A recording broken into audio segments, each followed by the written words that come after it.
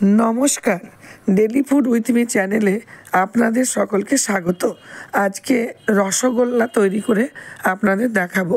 প্রথমে দুধগুলো ভালো করে বয়েল করে নিয়েছি, তাতে ভিনিগারে অল্প জল মিক্সড করে সেই ভিনিগারগুলো দিয়ে ছানা তৈরি করে নিলাম এবং এই ছানাকে আমি একটি কাপড়ে ঢেলে ঠান্ডা জল দিয়ে পরিষ্কার করে ধুয়ে ছেঁকে নেব এবং জলগুলো খুব ভালো করে নিংড়ে নিতে হবে যাতে একটুও জল না থাকে। একটি পাত্রে এই ছানাগুলো ঢেলে দিলাম।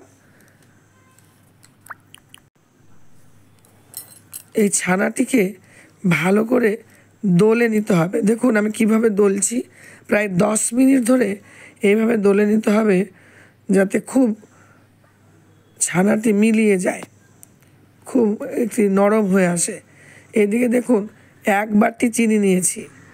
এই 1 বাটি চিনি সাথে 2 বাটি জল দেব, দিয়ে একটি চিনির একটু শিরা বানাবো বা চিনির যেটাকে রস বলে, রসগোল্লা মানে এই রসের ডুবে থাকবে, গোল গোল করে বানাবো। এই রসে গোল গোল অবস্থায় দিয়ে দেবো সে রসগোল্লা।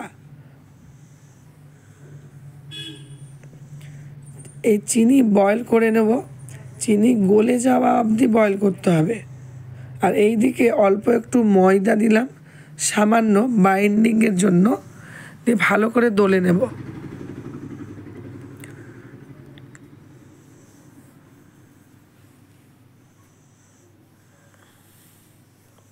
খুব ভালো করে মিলাতে হবে। আপনারা কোথা থেকে দেখছেন লিখে জানাবেন। অনেক দিন থেকে আমি এই খাবারের ভিডিও দিতে পারিনি। আজকে আমি রসগোল্লা তৈরি করেছি। আর এদিকে দেখুন আমার চিনির এই রসটি বয়েল হয়ে গেছে। এবার এলাচের পাউডার দিলাম। এইদিকে দেখুন কি সুন্দর আমার ছানা মিলিয়ে গেছে, একটু ঘি মানে তেলের মতন বেরিয়ে আসছে, দেখছেন? এরকম নরম করতে হবে, না তো রসগোল্লা ফেটে যাবে। এইবার ছোট ছোট করে কেটে গোল করে নিলাম। এই কি সুন্দর গোল হয়েছে। সবগুলো এভাবে গোল করে নিতে হবে।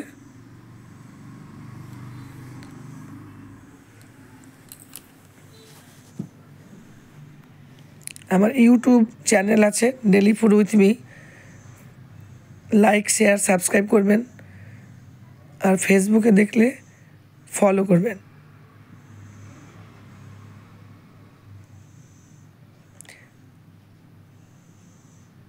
সবগুলো আমার গোল হয়ে গেছে। এদিকে চিনির যে রস বানিয়েছি সেই রসে এই গোল গোলগুলো দিয়ে তৈরি হয়ে যাবে রসগোল্লা। খেতে খুব ভালো হয় এবং খুব উপকারী।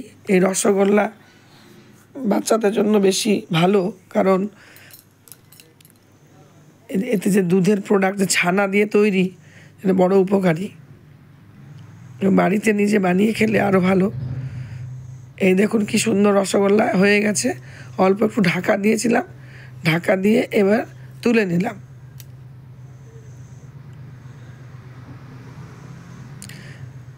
একবার বাড়িতে আমার পদ্ধতিতে ট্রাই করে দেখবেন।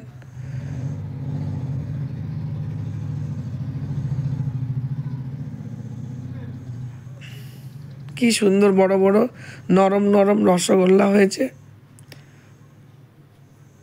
একটু মন দিয়ে করতে হয়, টাইম লাগে। এই দেখুন এদের স্পঞ্জি, খেতে খুব ভালো হয়েছিল।